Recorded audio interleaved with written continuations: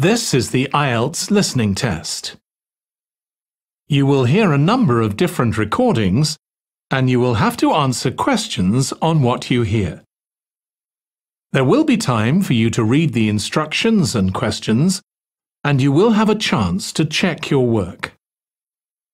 All the recordings will be played once only.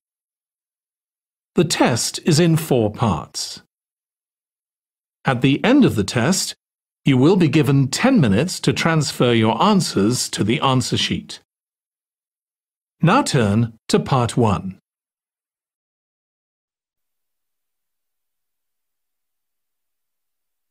Part 1. You will hear a woman calling a tourist information office to ask about a festival. First, you have some time to look at questions 1 to 4.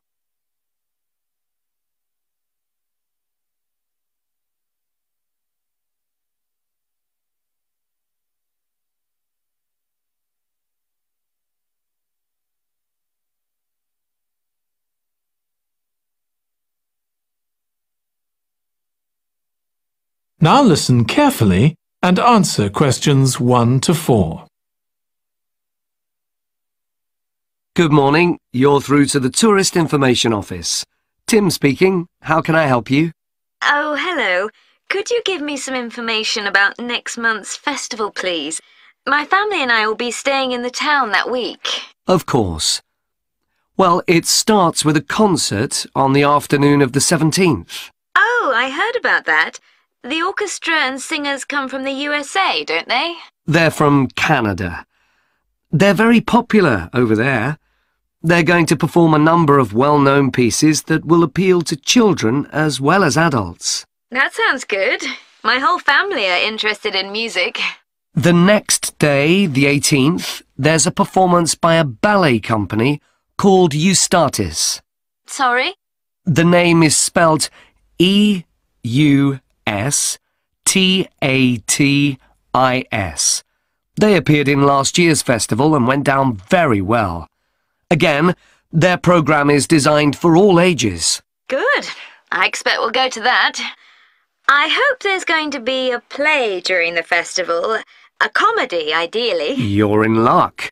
On the 19th and 20th, a local amateur group are performing one written by a member of the group. It's called Jemima. That'll be on in the town hall. They've already performed it 2 or 3 times. I haven't seen it myself, but the review in the local paper was very good. And is it suitable for children? Yes. In fact, it's aimed more at children than at adults. So both performances are in the afternoon. And what about dance? Will there be any performances? Yes, also on the 20th, but in the evening. A professional company is putting on a show of modern pieces with electronic music by young composers. Uh-huh. The show is about how people communicate, or fail to communicate with each other, so it's got the rather strange name, Chat. I suppose that's because that's something we do both face-to-face and online. That's right. Before you hear the rest of the conversation, you have some time to look at questions 5 to 10.